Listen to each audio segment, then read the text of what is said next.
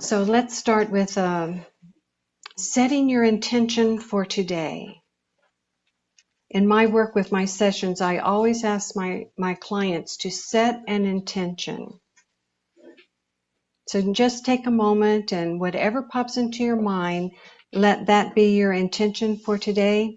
And in our quantum consciousness experience, we actually ask to connect with our higher self and ask higher self for an intention for today. So I'm going to actually feed that to you because today is International Day of Peace. So in our work in EFT, we have a setup phrase, even though, and then the last part of the phrase is, I completely love and accept myself. So a modification of that would be, even though everything's going on in the world that is going on, I completely love and accept myself and hold the energy of peace around the world. So let's add that to our intention. The second part of what I do in my sessions is an invocation. And that steps us out of our ordinary awareness. And it goes something like this. I release my worries, doubts, and fears. I radiate the light from my center. Only light can come to me. Only light can be here. And in this place, this sacred space, I ask to go beyond time and space into areas of truth for healing, for insight, and for the evolution of myself and humanity. I stand believing, and so it is. Feel the change in the energy. When I was thinking about my next book, it started with my book Unstuck in Time, which is over on the table, when I learned that 3 of the lives were what we classify as verified past lives. And so I knew I needed to start with them. But we'll go into that in just a moment. My first career was as an interior designer, and I learned very quickly that that was just the perfect background. It was like a training course for me to do what I'm doing now. And I use a lot of the skills that I learned as an interior designer in what I do now. And as I opened up to my gift as a medium and a psychic, I then learned to use those skills in my interior design work, so much so that in the latter part of my work in Florida, I was doing models, and it was like I could see the person who was going to buy the model even before they bought it. And I'll tell you about that about the picture that you're seeing there a little bit later as part of the story. At the same time, I was training in psi work and mediumship, and then regression therapy. And then my most recent training was in quantum consciousness experience, which is just so dynamite. And then a few years ago, we started the International Association for Reincarnation Studies. And this is because it seemed that we were attracting not just therapists, not just experiencers, but also researchers and people who were interested in getting good information, not just the hype that you see so much on the media. And that's going great. We have 3 events during the months, and then our big event for the year is the Reincarnation Symposium. I'd like to start with this premise from William James. If you wish to upset the law that all crows are black, you mustn't seek to show that all crows are black. It is enough if you prove one single crow to be white. Now, in learning psi work, psychic development, I came into it naturally. I had this, at first I thought it was a curse until I learned how to work with it. Everything I touched spoke to me. And so I learned as I was training that this is called psychometry. And in the exercise today, we're going to use a little bit of that. But it's where you touch something and it begins to show you its energy. When I was first beginning, a woman asked me to do a psychic reading for her, and I didn't know her, but this scene shows up about Moses and his mother, Moses in the basket, his mother putting him in the river, and the maidens and the princess finding the basket, and so I asked the image, "What are you trying to show me?" And immediately I went right to the mother, the Moses's mother, and I felt all of her love that she had to be able to sacrifice to give her son, knowing that someone who could take care of him, protect him, and love him would find him. I did not know that the person was adopted, and she had been having that question, why was I given away? So that gave her a sense of peace. So we hear that phrase woo-woo, but for me, it has a different connotation. In Chinese, the word wu is someone who is works with both sides. So it's made with two characters. The I bar character is the worker, and the other character means people. So when you have people on each side of the bar, it's people in the physical, people in the spiritual. So I actually like to be called woo-woo. And opening up to my mediumship took me a very long time. It was in 1990. My father had just passed away. I was at his funeral, and I felt him at his funeral. And I knew he was angry. You know how sometimes when somebody walks in the room behind you and you feel their presence, you know their energy? That's the way it was that day. And immediately that day, I said, I've got to get over my fear of mediumship. He wants to say something, and I'm blocking it. So it took me 2 years, and then this scene happened where I saw him. Now, my father was Chinese Buddhist, and my mother was Caucasian, Southern Baptist Caucasian. Tell me that's not karmic, that those two came together. So I saw my father in the 10th hell, and raised in the Baptist church with hellfire and brimstone. This was not at all what I expected it to be, and it was a beautiful place. And my father was there. I was floating above, and when the Buddha said to him, "If you will help your daughter get over her fear of ghosts, we'll let you out of the 10th hell." I didn't know that you could do that, but sure enough, my father turns around, he says, "Forgive me." And I said, "Oh, I forgave you a long time ago. I think it's time for you to forgive yourself." And then the whole hell scene pixelated, completely disappeared, fade to black. And then the next scene was of a monastery where he was taken in. Monks came out, put a brown robe around him, which means taking refuge in the Buddha. And then they took him in, and I knew that they were going to be taking him for healing. And so that was my inspiration to write. And I don't have copies of that book. Conversations with a Hungry Ghost, which has a particular meaning in the Chinese culture. And the subtitle of that is Memoir of a Reluctant Medium. Then when I was first beginning to learn how to use my mediumship skills, it's like, you usually start with evidential mediumship. And I was given this particular experience that once I had this experience, I never doubted it at all afterwards.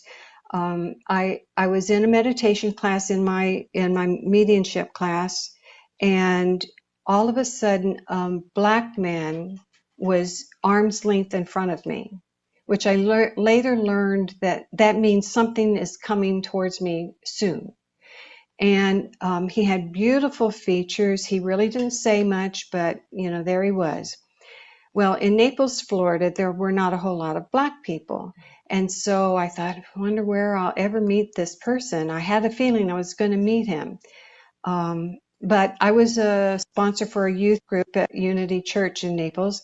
And so we went to a retreat, 300 teenagers meditating. You've never seen anything so powerful.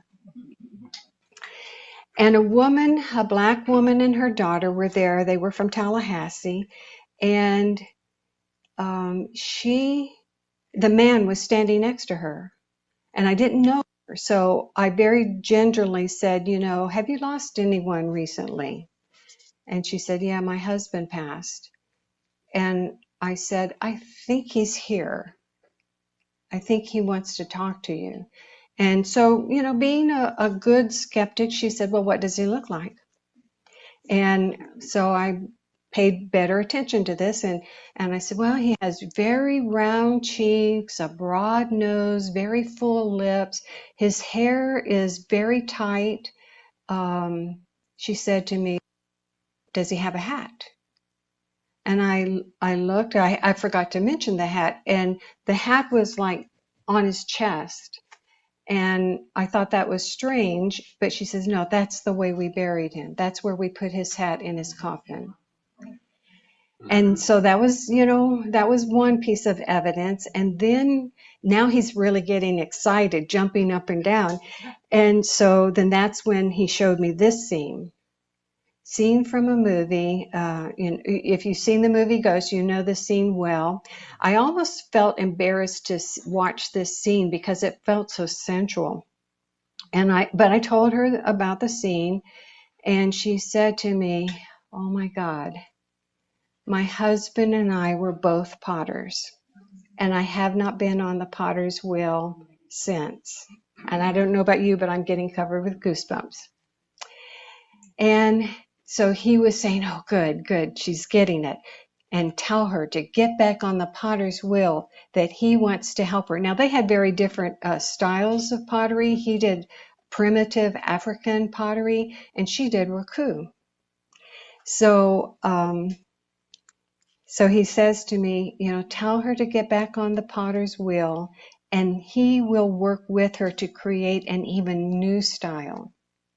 And so sure enough, I saw her at the next year at a retreat. She said, not only did I start doing my pottery with such a passion that she was in an international contest in Taiwan, and she won with this new style of pottery. So I thought that was just amazing. Now I have to back up. I'm going to go back and forth between past, present, and future, which is why the name of the book. And so when I was about 11 years old, I was sitting alone by myself. You may have a hard time picturing me picking cotton, but in the summer on the farm, that's what the kids did. They all worked together to pick cotton for whoever's crop was ready to pick. And then they fed you a nice big lunch, and then you had a kind of a siesta time, and then you go back out on the field. So during that siesta time, I was sitting all by myself under one of these trees, that oak tree that has like a 100-foot umbrella, sitting all by myself. But I realized, I'm not by myself. This image appeared to me, and I couldn't quite understand what it was that he was trying to say to me, but I felt it. And I came out of that experience wanting to be an architect. Now, I'm only 11 years old. I'm going to a country school. I had never been exposed to architects in my life at that point, but I wanted to be an architect. And so instead of playing dolls with the girls on the playground, I was sketching out the houses that they were playing house in, and doing it in isometric perspective. And I mention the isometric perspective because in Western architecture, we don't typically draw in isometric perspective, but I learned later that the Chinese, ancient Chinese did, and you'll find out why that's important in a moment. So now come back to this model. So instead of architecture, I went into interior design, but I had always wanted to do all of it: architecture, interior design, landscape, furniture design, because Frank Lloyd Wright was my model. And here again, what a coincidence! In the 6th grade in this country school, a book about Frank Lloyd Wright, and I cannot absorb it fast enough.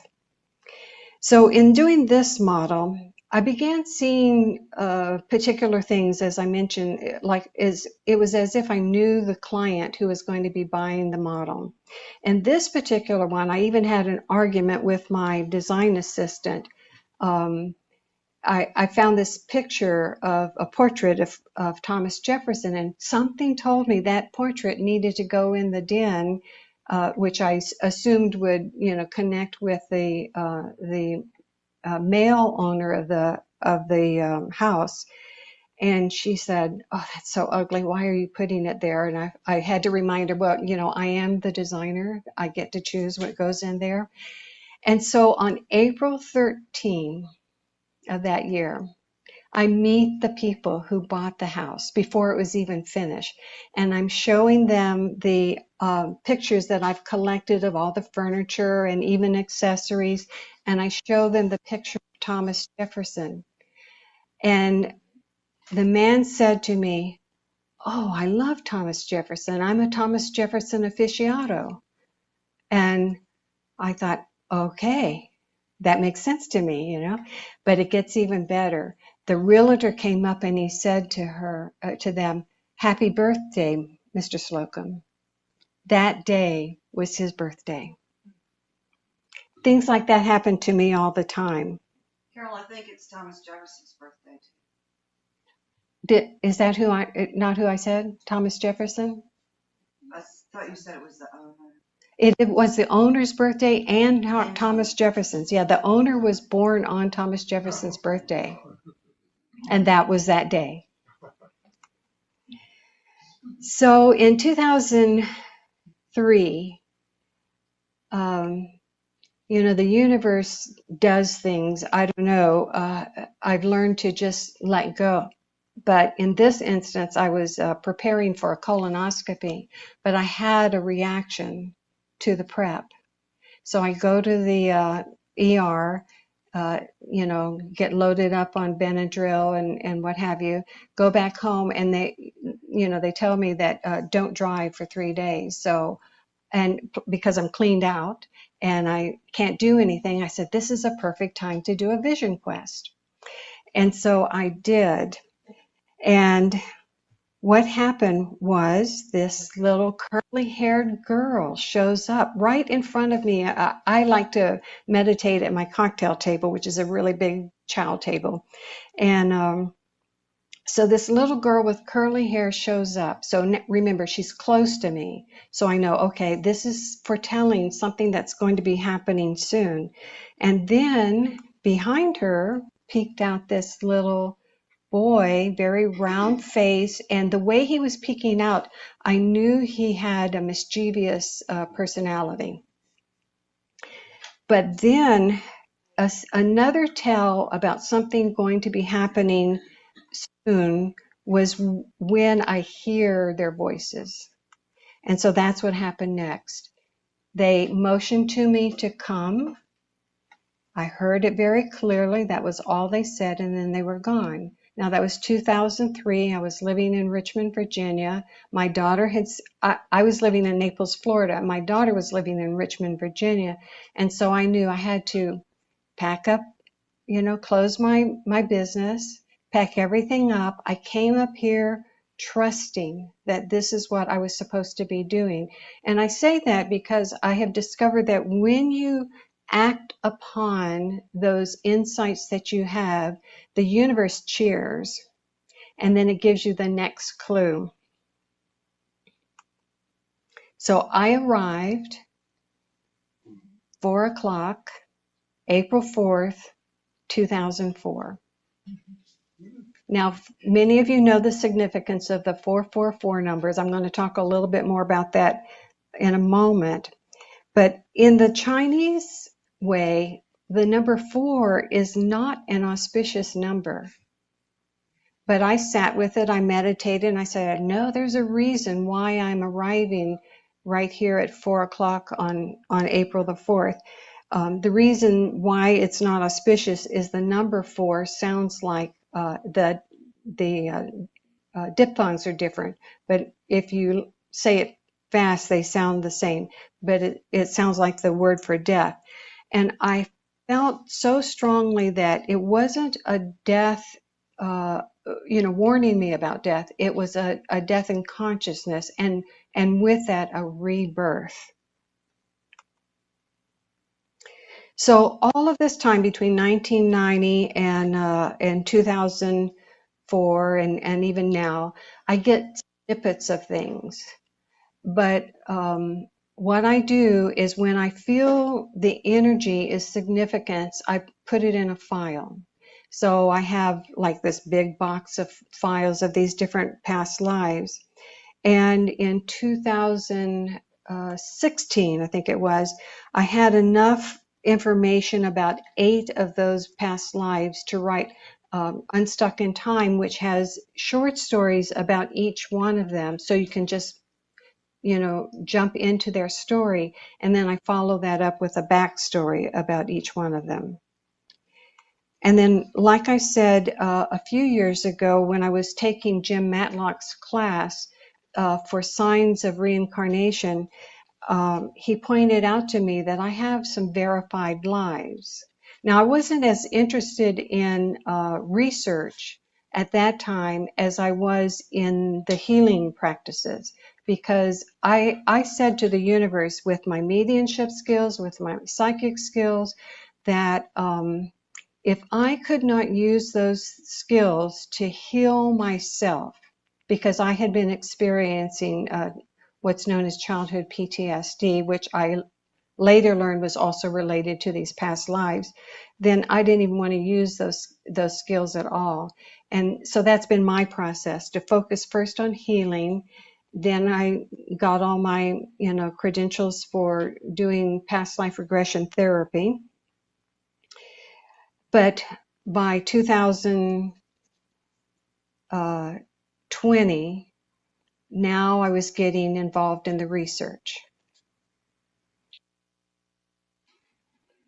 So one morning, and some of you may have this experience also, that you're woken up in those wee hours of the morning. And I always know when I'm woken up between 3 and 5 in the morning, don't even try to go to sleep. Just meditate, listen.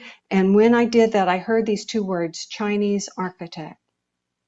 Now, I had sort of suspected that I had been an architect all my life. In the 90s, I had this snippet of a fire in my studio, but didn't get any more information about that. So when I put those 2 words in Google and searched for it, I came up with this article, and I have it here.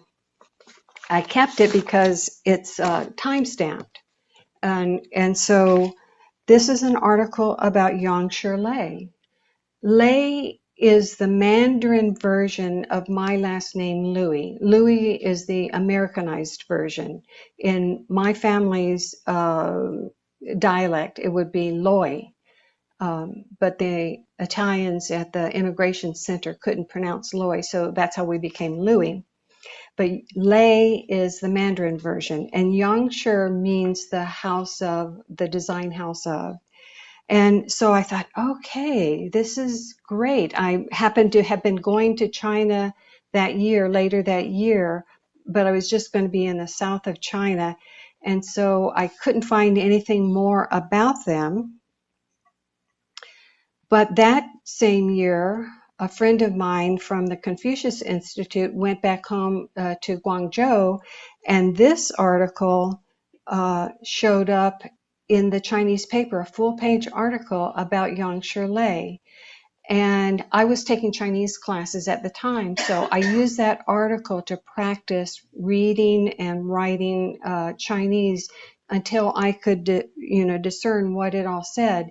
And it said the same thing that the article that I had found earlier, but it gets even better.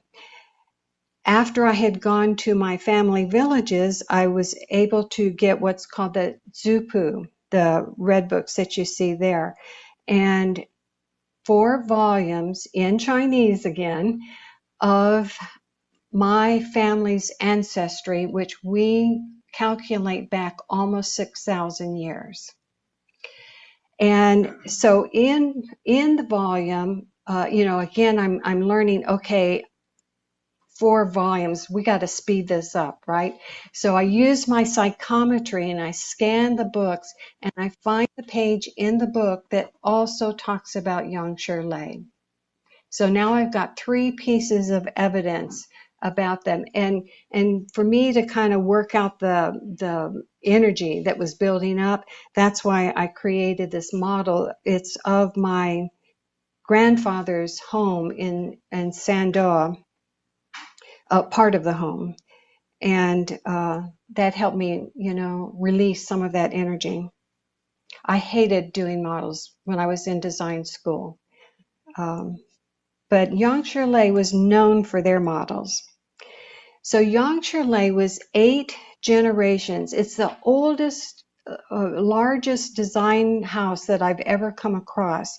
They were 8 generations of architects.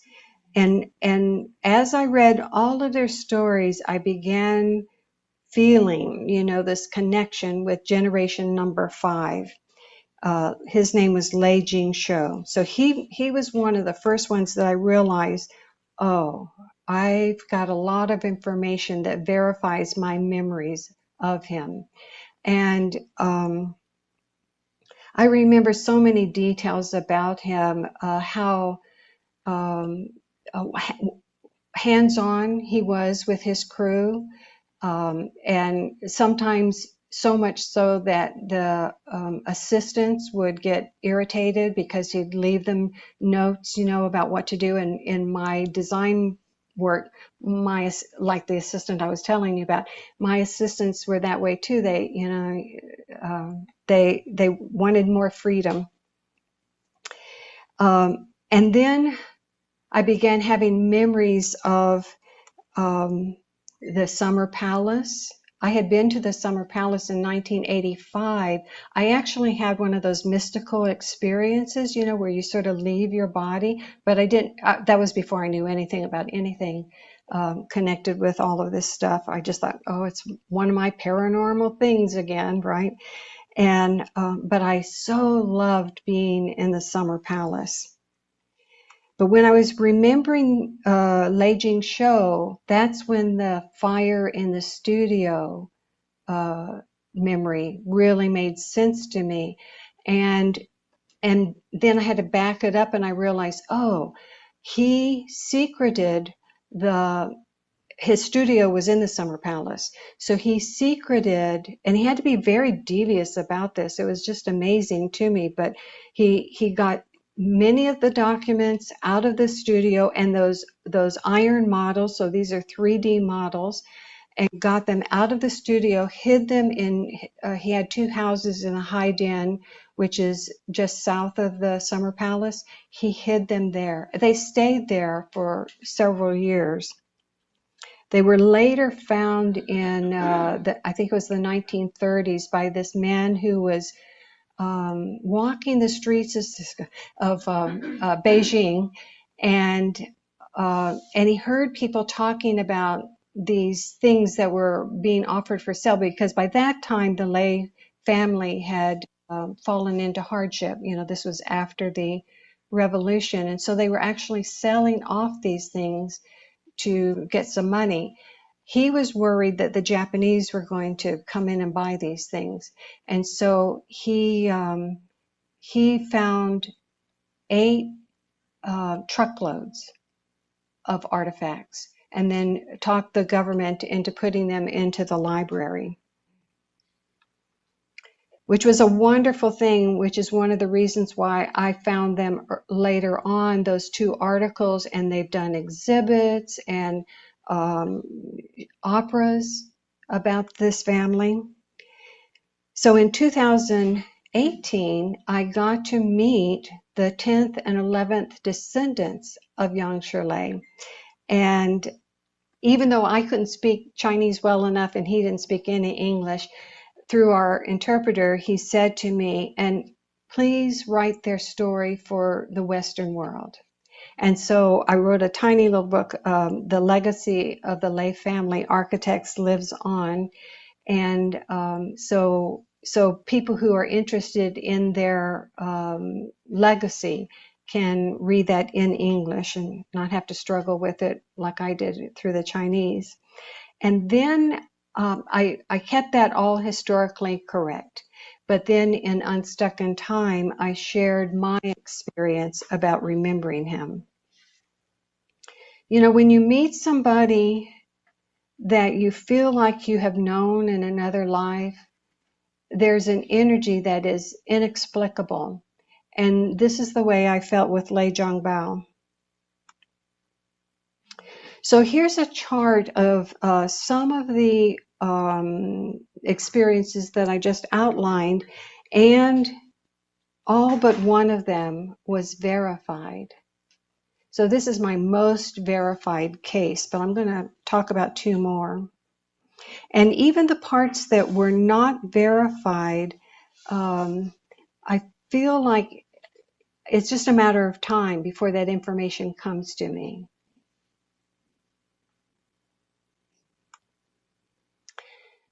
So another memory, this is the one past life that I got his full name, only I didn't know I was getting his full name. I got Marco Antonio one time, and I got de Dominius a second time, and I didn't put the 2 together until I was at a Catholic funeral, and I was getting angrier and angrier by the moment, and I didn't want to be disrespectful to my dear friend whose husband had just passed. And so I'm sitting there just, if you could have seen the steam coming out of my ears, it would have been very palpable. I went to my car and I couldn't hold it back anymore, so I rolled the windows up and I let out a primal scream. And for some reason, the universe likes it when I get emotional. And so then it said, go to the library. And I thought, what? Go to the library? I'm supposed to go to the cemetery. But I knew that energy of that voice, and so I said, okay, I'm going to the library. I go to the library, and now I'm really angry, and I said, I don't have a whole lot of time here.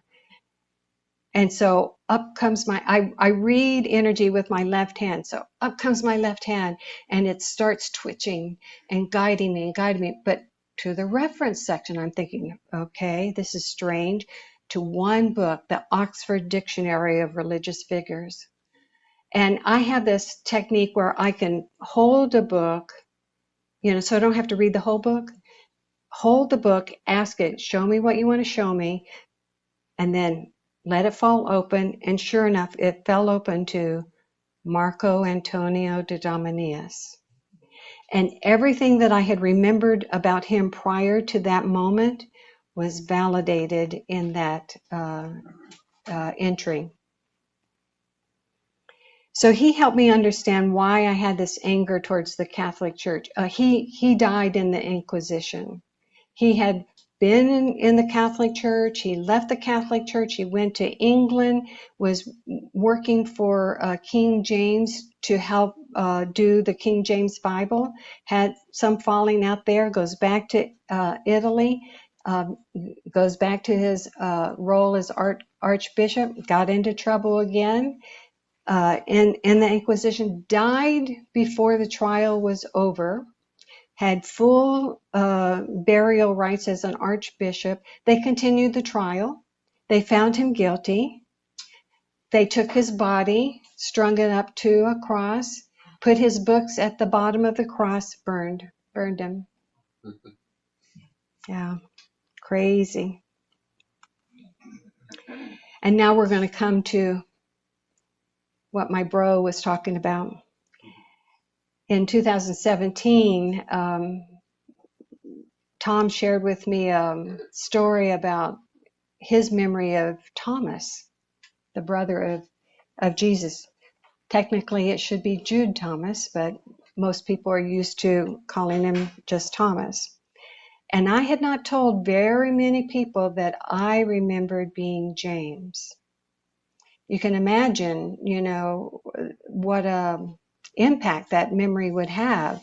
I questioned it, but here's where the advantage of being psychic medium as well as a remember came in handy. I knew the energy of when I read for somebody else. It was like I was touching their skin. And then when I was having a memory that was about one of my past lives, it was like I was touching my skin. And that's the way it was with James. So it took me a long time to really accept that fact as a fact.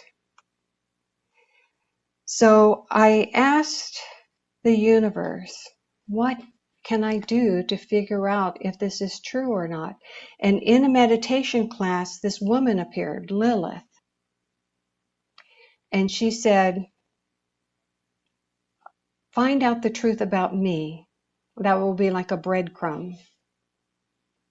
And so I happen to have had a friend who gave me a Jerusalem Bible. I mean, these things are not coincidences, right? He gave me a Jerusalem Bible, and there it is in Isaiah 34:14, Lilith. But in the King James Bible, Lilith has now been replaced with the word screech owl. Go figure. So that made me wonder, what else has been changed in the Bible, right?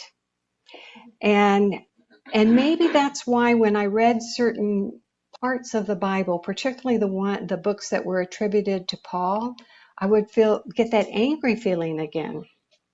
So I'm just, that's not important to me. I'm not going to pay attention to that.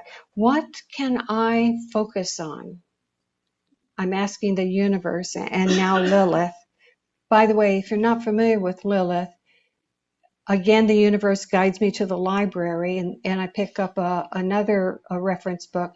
She is, in the Jewish tradition, Adam's first wife. So I was raised in the Christian tradition, and all I knew was Eve. But that's a very interesting story. We won't go into it this time. But I asked the universe, what can I focus on that will be the most open thing to focus on? Because I was also looking at quantum physics at the time. It was in connection with feng shui that I was studying. And I knew that the intention of the experimenter can have an effect on the experiment. So I said, what intention would have the least personal effect? And I was guided to that verse in the Bible, the Spirit of truth will guide you. So I knew, okay, seek truth. That's going to be my intention. Now here is another chart. As you can see, it doesn't have as many items on the verified section that the other life, Lei Jingxiu, did, but it has quite a few. And what I was guided to, again, I have to have the memories, and then I'm guided to where I can find documentation.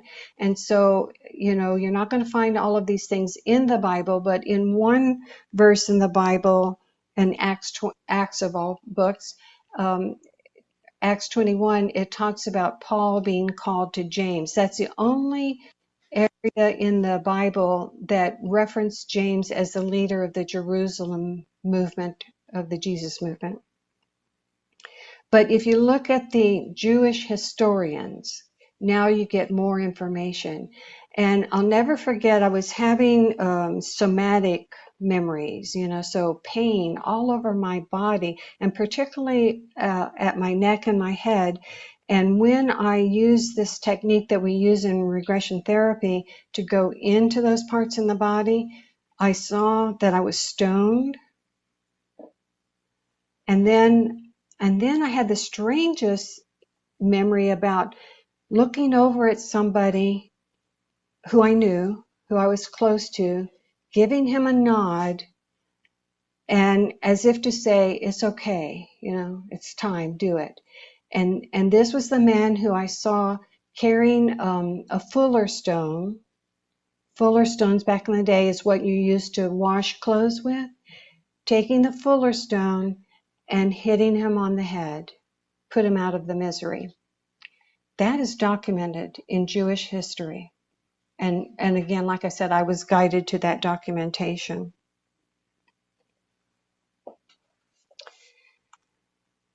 So going back to Naples, some of you may know Ruth Montgomery. She was writing a book because many people that she knew in Naples, she identified them as people who were alive during that time period. And at the same time, this book, The Messengers, came out, and Ruth was contacted by Nick Bunick, and she was able to bring him to Naples, for our speaker series at Unity of Naples. And so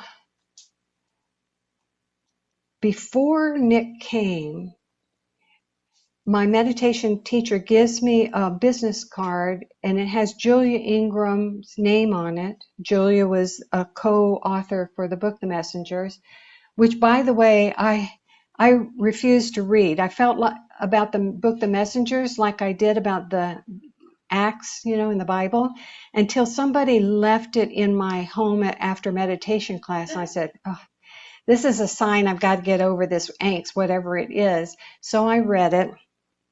So then when my meditation teacher gives me the card, and it has a local number.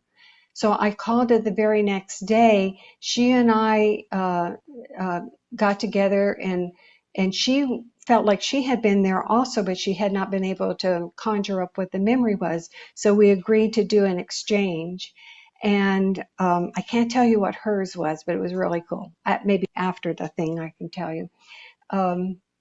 But she helped me remember James, remember how he felt less than, because of this brother who got all the attention, particularly from the mother. And so by the time Nick came along to do his talk, I was fine with it. And then after his presentation, Janet Cunningham, who's another regression therapist, came to Naples, and she and I put on a workshop. And so all of those people who had memories of that lifetime, including Ruth Montgomery, came to the workshop, and we got a little bit more information about that time period. So when I met Tom, and when he revealed his memory about Thomas, then we seemed to start collecting people around us who were remembering. So about 3 years, we had a group we called the Reunion Group, and something happened in that group. I noticed Tom's memories were slightly different from mine, and I thought, okay, what's up with that? And my friend Pat resonated with the book Anna, the grandmother of Jesus. She resonated with that story, and you go through that story, and there's a lot of things that, again, are different from what Tom remembered or what I remembered. And then you compare it to what's going on in the Bible, and something's not making sense. But by this time, I had been working in my regression therapy, and it started with my own personal experiences with alternate realities. So an alternate reality is a hypothetical, self-contained reality coexisting with our own, where different events may have occurred, leading to a distinct history. Some people call them parallel universes. I like the term multiverses. So to me, that gave me a reason why we were having these different experiences, and that where our experiences were similar was an intersection of energies. So that opened me up to remember for James' experience of the transfiguration.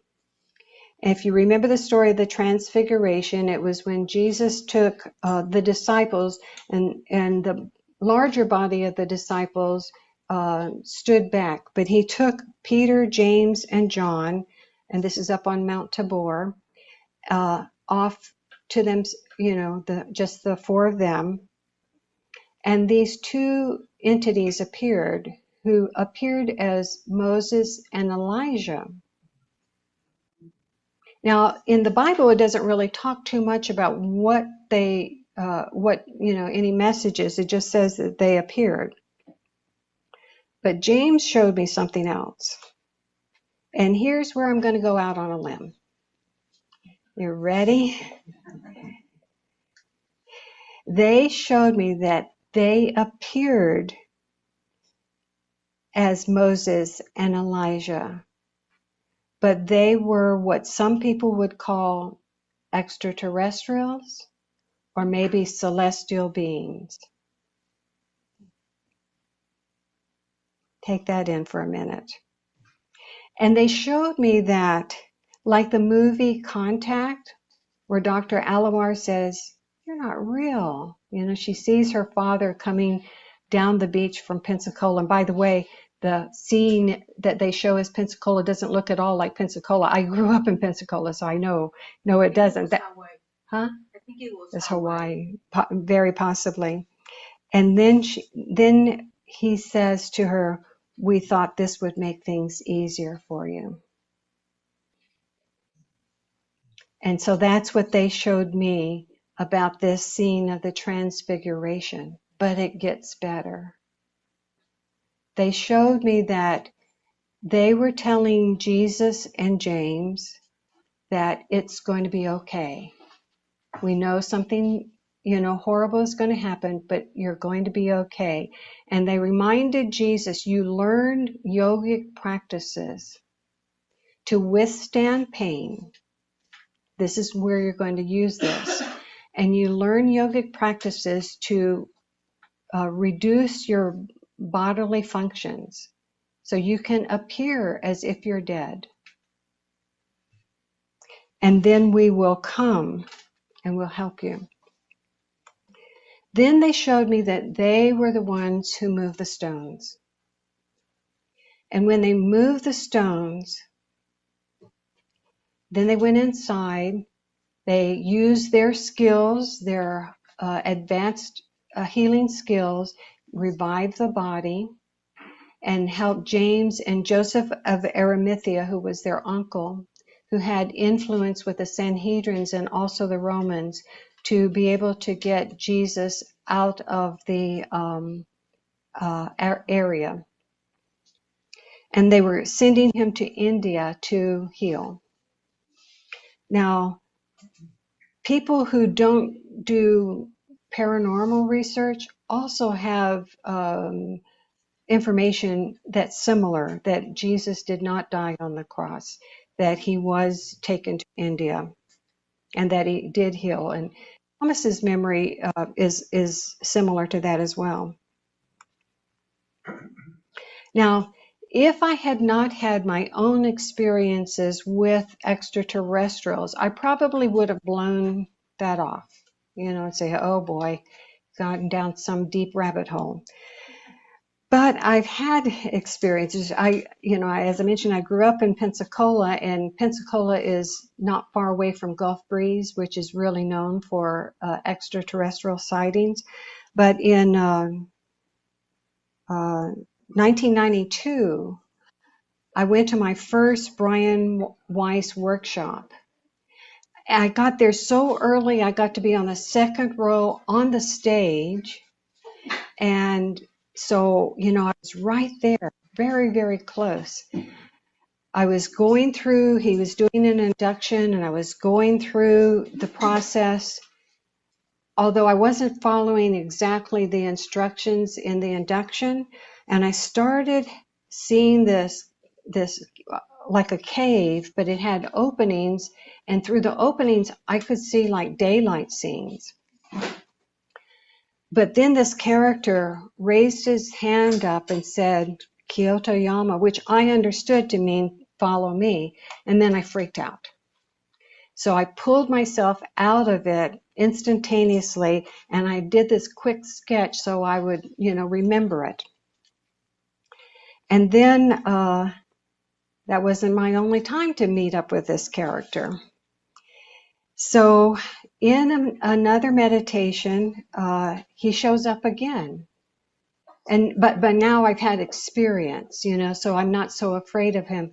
And also I had been reading John Mack books. He's the psychiatrist who was working with people who had experienced abductions. And I was doing all of this reincarnation research as well.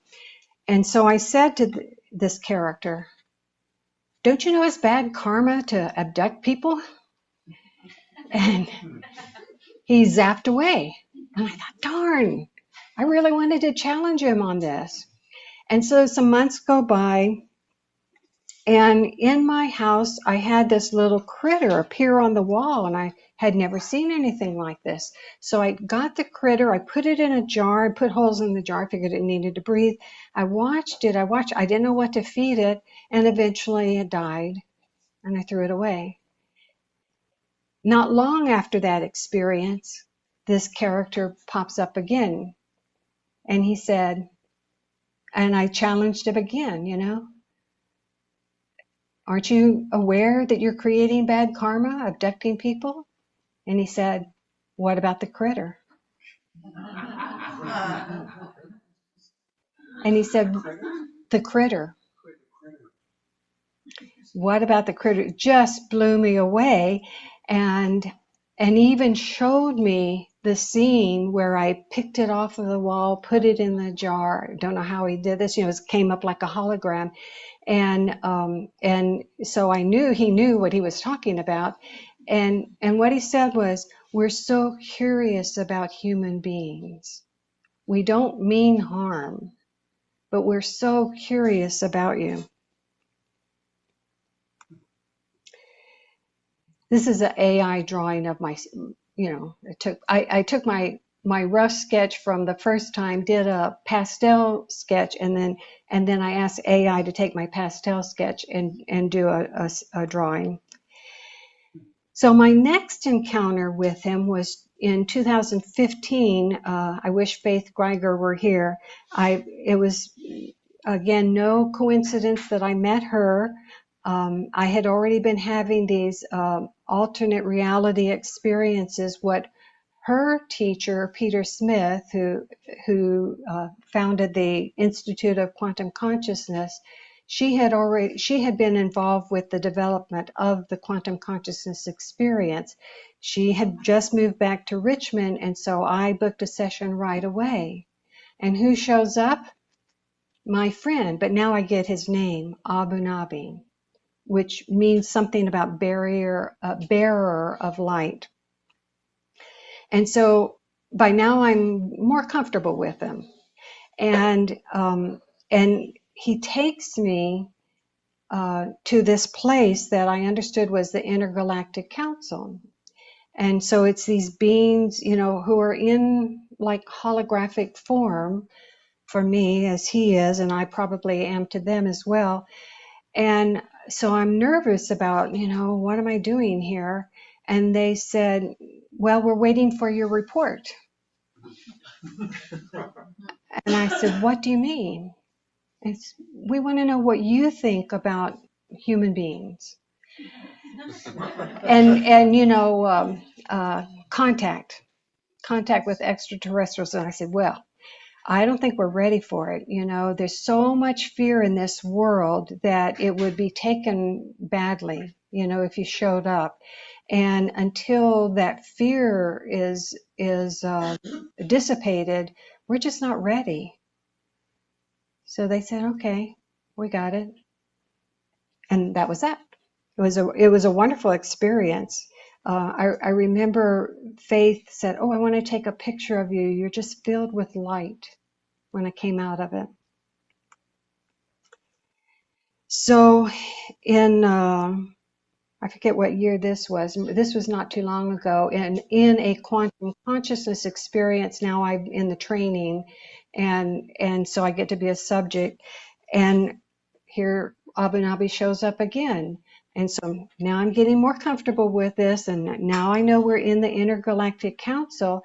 And I said, oh, I don't have anything to report. You know, we're basically not much further along.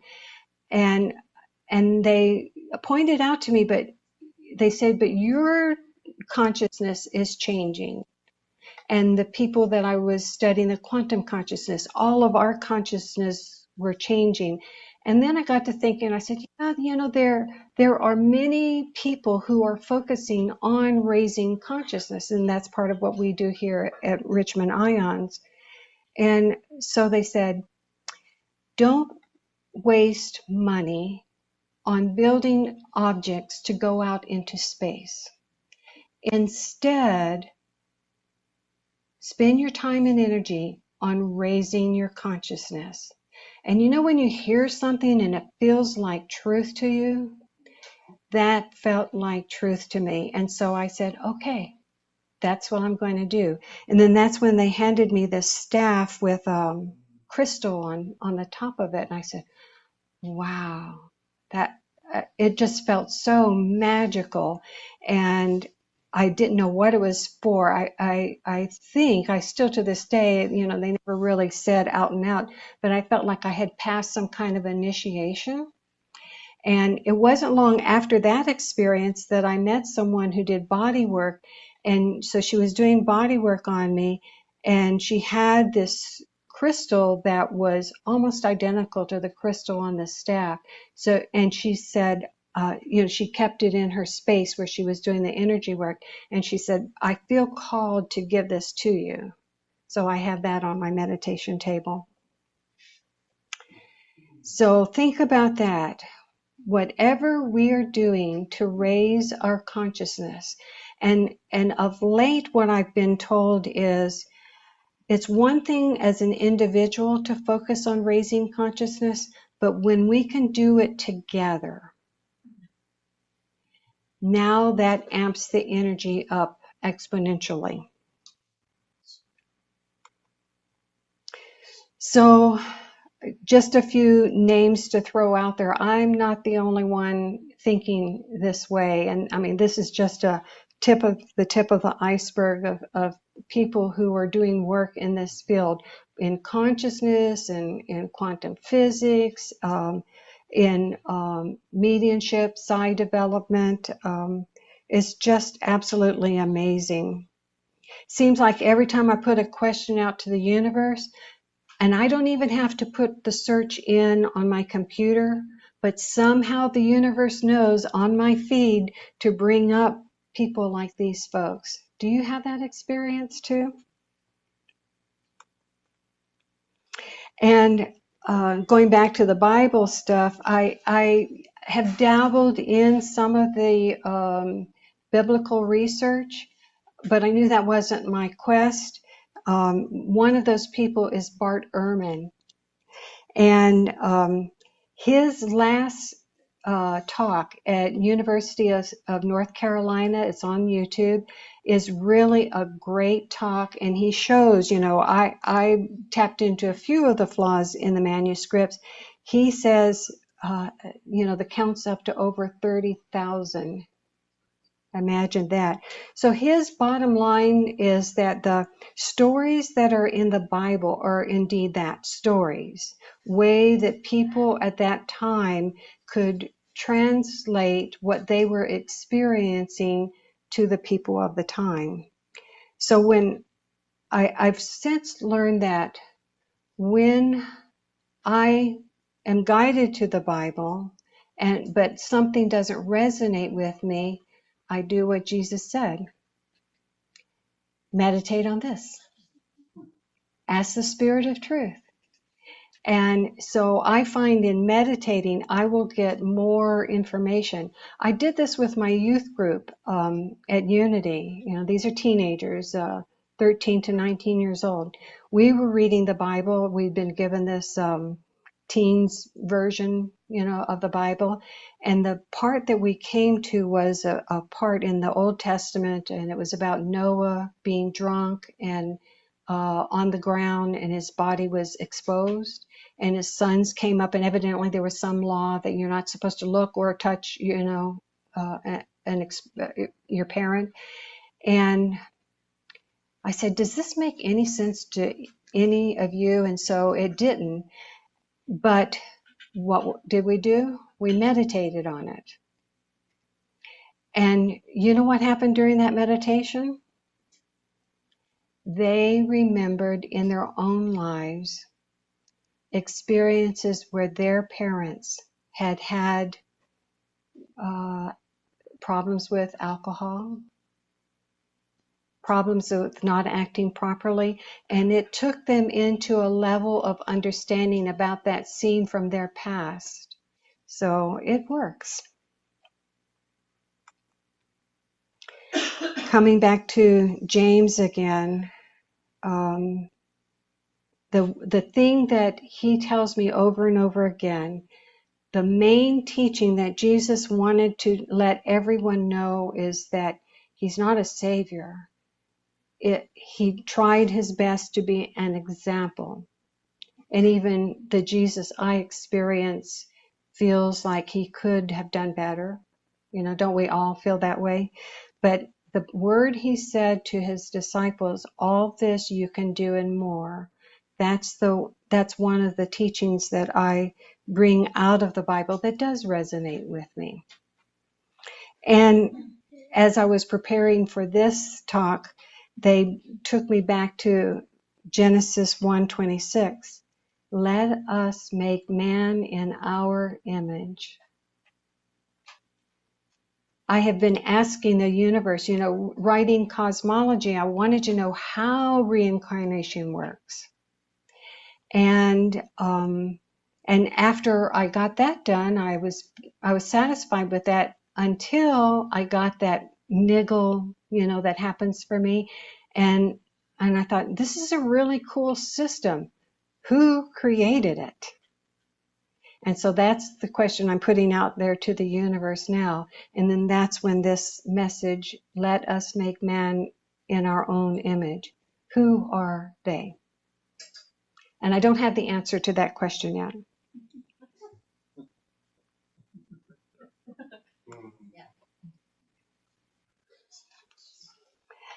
We think we're living in a homogeneous world, but in fact, we are all parallel universes that are overlapping at times. Who said that? I did. Right. What I began noticing, in the Christian church, not every Christian believes the same. I thought, this is bizarre. And, I talked to my Buddhist family and friends. Not all Buddhists think the same. As I was working on the, I'll tell you that in a moment, studying Jewish beliefs, not all Jews believe the same.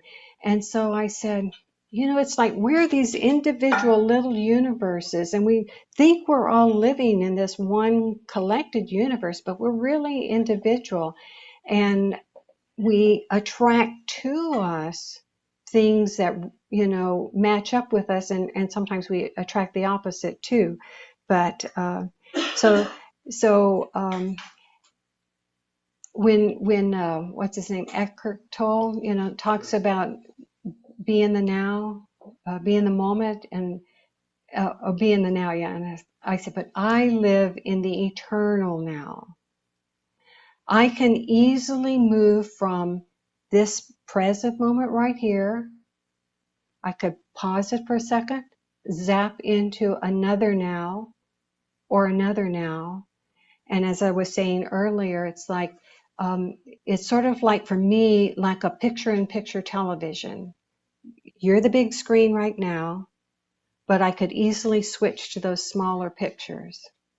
And it took me a while to be able to develop this technique, but it is doable, and I'm not the only one. Now, I want to share with you, Peter Smith, besides the quantum consciousness experience, also does trainings in universal consciousness experience. I have not done that yet, but my dear friend Smita Garg is doing it, and I got to be a subject for her in that experience. And so I wanted to share with you because I was given an image that might help you understand this eternal now thing. And in my experience, the first thing I saw was this web of light. And I first jumped onto a rainbow bridge, so that's why I use the rainbow colors in the web. So here I am at one point. James shows up. That's not surprising to me. And Lily showed up. Lily was the very first life that I began remembering consciously. Lily was a Buddhist, and so she had a meditation practice, and James, of course, with his prayer and meditation practice. The three of us connected into what I called a triangulation. And what I could see was, it's one thing for all of us to hold the energy for one another, but when you get your own past lives, you have such a connection with them that you read each other's minds. You don't even need to use words.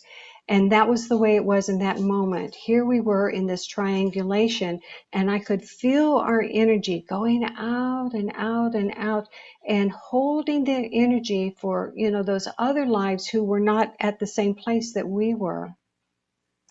And then up popped Anne Marie.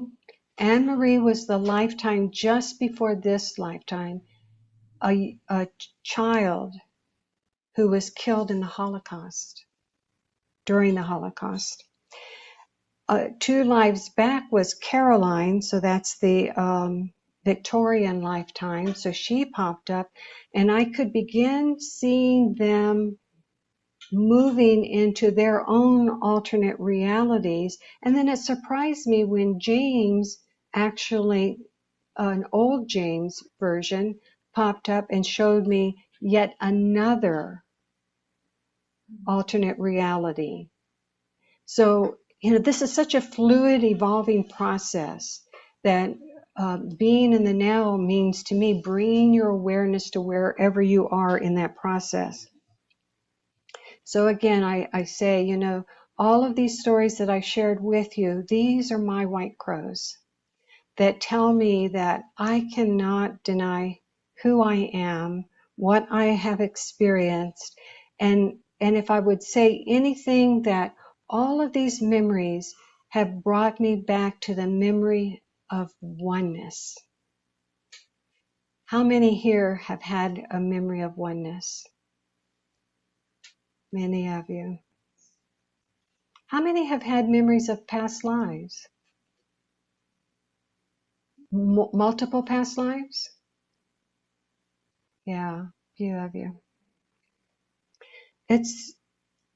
We may just be planting seeds today, but it's an important seed. And there's no time restriction, it never expires.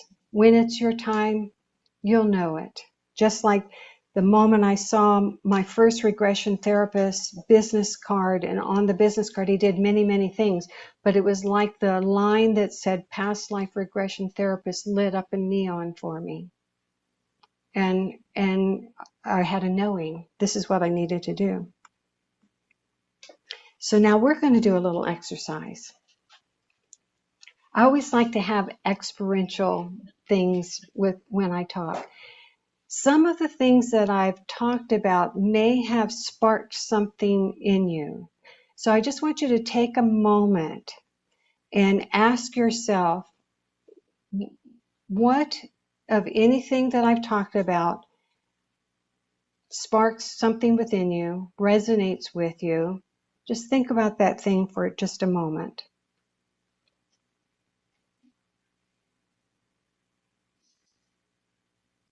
How many people have something? Okay, good. Who would like to share?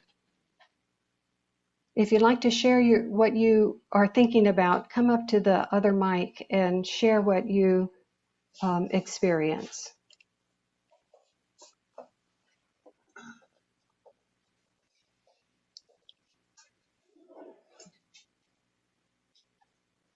I forgot to tell you, that's why I gave you the paper so you could jot down your notes. But I forgot to tell you, don't ask questions until the end. But you were right there with me.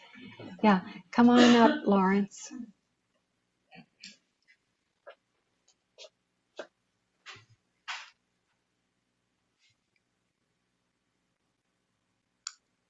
Let us make man in our own image. The word image does not necessarily mean literally. It would also mean imagination, which is timeless. So the infrastructure that you illustrated of the overlapping lives that were recognized could be also the imagination of their future lives, which is why consciousness is all powerful. The reason we live, I think. And your presentation really illustrates that so beautifully. It helps me to piece together so much of our timeless nature that we cannot contain,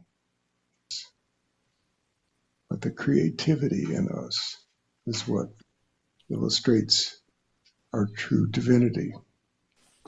And I feel that what you're saying here is providing us an objectivity to something that we can't comprehend from a linear perspective.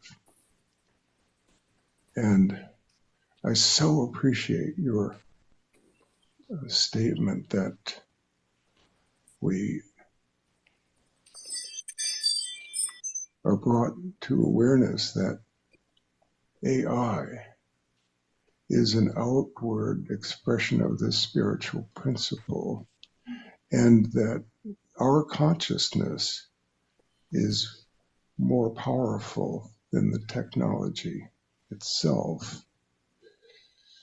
And that's why I think you're saying, or your guides were saying, to not be attached to what you remember, but be open to your imagination. Thank you. So I'll share a little bit about myself, but question for you. Can you elaborate a little bit more on James's relationship with Paul? So James felt that Paul took what he knew of Jesus' teachings and he did his own spin on it. But he was not the only one. What James showed me was that, first of all, one of the things that he said to Jesus was, you've got to give us more time. Remember, you've been doing this for years. We don't fully grasp what you're talking about. And so he tried to encourage Jesus to slow down. He said to him, in our language today, read the room. Our people are not ready for this. You've got to give it to them in doses that they can handle. And so it wasn't just, and if you look at the book of James that's in the Bible and also in the Nag Hammadi book, that James kept saying to the other disciples, we've got to live this. Our actions speak loudly. And so we've got to live this. And he kept admonishing them to, stay within the guidelines. James was criticized for being very Jewish. And that's what he knew. He wanted actually to be a rabbi. But when Jesus went off to do his work, his spiritual quest, James was left with the responsibilities. So basically it was that, we needed more time. Does that answer that question? Yeah. Yeah. So I have had a good session with you. And I did recall a life, but for Christmas, I asked my husband to give me a 2-hour session with somebody who can go into your Akashic records for you the easy way, and then tell you about your past lives. And so she began with a Lemuria life in Atlantis and Egypt and all that. Anyway, she said she looks for patterns in lifetimes. And one of my patterns when I'm female is that I'm really smart, but I'm not taken seriously because I'm a woman. Mm-hmm. But I'm the voice that whispers behind the men, but they never give me credit for anything. Oh, yeah. That is a pattern. Yeah, yeah, I hear you. Thank you. Carole. Yeah. I liked when you said that for some reason the universe likes it when I get emotional. It just made me think that, it's all just energy and it can all transform. And then you showed that, the spider web at the end. So I'm just thinking, this energy is leading you somewhere. And if you just follow it along with some acceptance and you don't get too attached to what it looks like maybe in this dimension, then it might take you to, somewhere closer to source of the answer to what you're looking for. Yes. That's how I took it. Don't sit down yet. Okay. I want to take that information. An emotion. Think about an emotion that came up when I said that. The universe likes it when I get emotional. And I think part of that, for me personally, is because of the abuse I had in my childhood was to be silent. So I think that's why the universe likes it when I get emotional and burst out with something. It breaks that old pattern. So think about, and maybe not that moment, but just think about anything that brings up an emotion for you that you don't mind sharing. For me? Mm-hmm. It made me think about my own anger. Okay. But in general, I'm not sure if I'm not sure if I can share though. I'm not sure if I can put it into words here. That's the problem. Okay. Yeah. Comes out sideways sometimes. Mm-hmm. And do you feel it anywhere in your body right now, a somatic But sensation? I recognize where it comes from. Uh-huh. You do? Yeah, it is a childhood thing. Okay. For sure. All right. So what I want you to do is take that memory of where it comes from. Let's hear it here.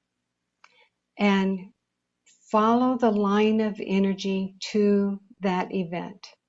And you don't have to describe it to us, but just follow the line of energy to that event. It's feeling unheard. Feeling unheard. It's feeling treated like not an equal when I see everybody as equal from a very young age. Mm-hmm. And then I've acted in a certain way such that does not show that I'm an equal. Mm-hmm. So I play right into it. Yeah. It's an old pattern. Okay. So it's something that I've worked on. Yeah. So now we're going to take like what Lawrence was talking about. In your vivid imagination, imagine that you can go before the very first event in your childhood where you were treated that way, before that event. And, right here where we are, we have the opportunity to do limitless number of things, many possibilities. So for little Suzanne, before that event happened, she has that opportunity also. And so in your vivid imagination, the challenge is not to wrestle with it, Mm-hmm. not to negate it, not to negate yourself, in other words. Mm-hmm. Just imagine the best possible thing that could happen for her to be recognized. And everybody. Hmm? And everybody. So I kind of feel like we all struggle with some version of this. Yeah. Yeah. So hold that energy. Now I'm going to ask your soul permission to look at it even deeper. Okay?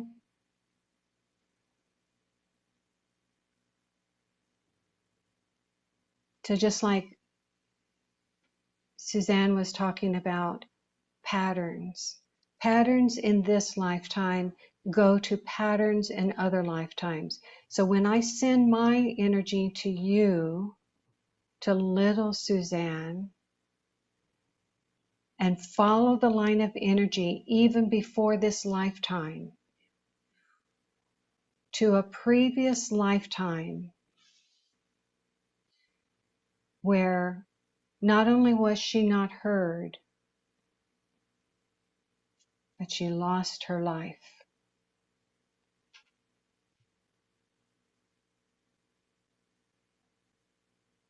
But we take it one step further.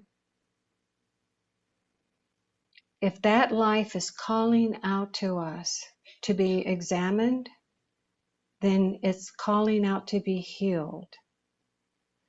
So if all of you would just help me hold the energy for that other lifetime, we don't have to know the details, but we just hold the energy.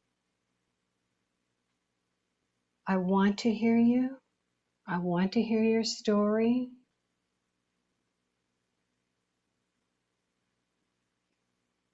It's important. And you are loved. And then we'll do the same thing with little Suzanne.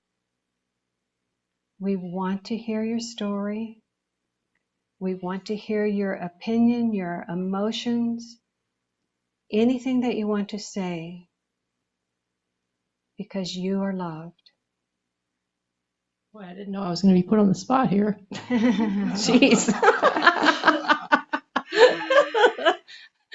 Well, your soul did. Oh, wow. Okay. Yeah. Well, thank you. And I could feel some emotion. Thank you, Suzanne. I could feel some of you getting the emotional connection as well. So, Price has a question? You've been talking about Jesus. It just makes me remember or think about Socrates was killed for teaching love. Aristotle would have been killed for teaching love, but he fled. And then Jesus was killed for teaching love. So I just hope mankind has advanced and we all feel love today. Thank you for saying that, because I wanted to share with you my first experience of, in the Southern Baptist Church, they say, have you had a personal experience with Jesus? And if I told them my experience, they'd freak out. My very first experience that I had with Jesus, I'll never forget it, April 25th, 1991. I was picking up my daughter from college, and she had these weird bunks in her dormitory. One was above and one was below, and she didn't have a roommate, so I stayed in that bunk that was above. It didn't seem like there was much room. I could touch the ceiling, And so I woke up earlier than she did, and I said, oh, okay, this is a great time to meditate. I had sort of been fasting on the way to this trip, and all of a sudden I was in white light. No boundaries to this white light. And I felt this just unbelievable love that I had never felt in my earthly experience. Then I saw movement coming out of that white light, and a man walking up towards me who I knew was Jesus, had on a white robe. He was backlit. He was not blue-eyed and blonde hair. Looked very Jewish. And he had on a pin, a yin-yang pin over his heart. And I thought, that's interesting. And I'm thinking, I haven't even expressed it, I'm thinking, I wonder what that means. And it was like he read my thoughts, and he said to me, the way of love. That's what he was teaching, Price. The way of love. If you know anything about the historical Jesus movement, one of the first names for it was the way. And so ever since that moment, I have been doing my best to live the way of love. United with Source, Spirit, Divinity, whatever you want to call it, in this physical body, living out through my words, through my actions, through what I attract in my life.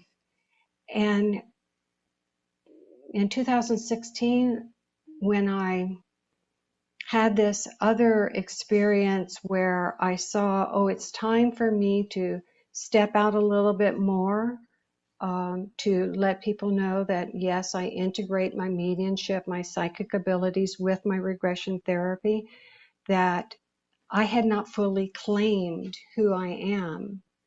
So from that moment when I started doing that, I cannot begin to tell you all the magical things that have happened in my life. And so today was another day because I haven't shared a lot about James with many people openly, in public, and especially the extraterrestrial stuff. But I knew it was time to share this.